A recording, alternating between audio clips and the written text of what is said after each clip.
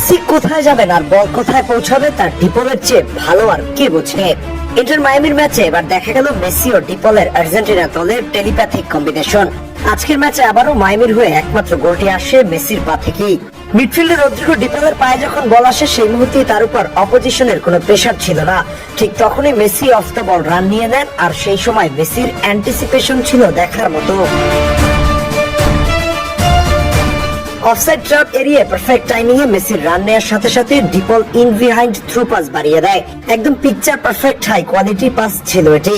Opponent defender বলের দিকে তাকিয়ে স্ক্যানিং করার আগেই ডিপল আর মেসির টেলিপ্যাথিক আন্ডারস্ট্যান্ডিং কাজ করে ফেলে। ওই ডাইরেক্ট পাসটি পেয়ে ক্লিনিক্যাল ফিনিশিং এ অপোজিশন গোলকিপারকে পরাস্ত করেন মেসি।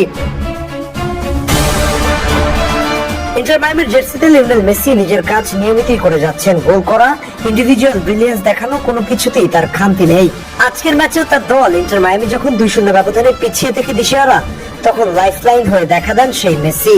কিন্তু ইন্টার মায়ামির ছন্নছাড়া মিডফিল্ড আর ব্যাকলাইনের দুর্বলতায় মেসির এই ইন্ডিভিজুয়াল ব্রিলিয়ান্সই আবারও দলের হারের পেছনে ঢাকা পড়ে গেল।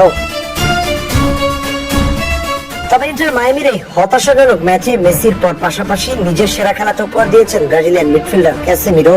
বল ডিস্ট্রিবিউশন এবং ইন্টারসেপশনে ক্যাসেমিরো মিডফিল্ডে বেশ কিছু পজিটিভ মোমেন্ট ক্রিয়েট করেছিলেন এবং একাই বেশ কয়েকটি ডিফেন্সিভ ব্লক করে টরন্টোর আক্রমণ রুখে দেওয়ার চেষ্টা করেছেন।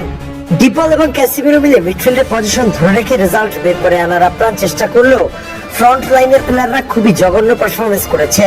বিশেষ করে লুইস সুয়ারেজ একেবারে নিষ্প্রভ ছিলেন। শেষ পর্যন্ত ডিপলের দুর্দান্ত অ্যাসিস্ট থেকে মেসির ওই গোলটি করে ব্যবধান কমালেও বাকিদের একের পর এক ভুলের মাসুল গুনে শেষ পর্যন্ত হার নিয়ে মাঠ ছাড়তে হয় ইন্টার মায়ামির।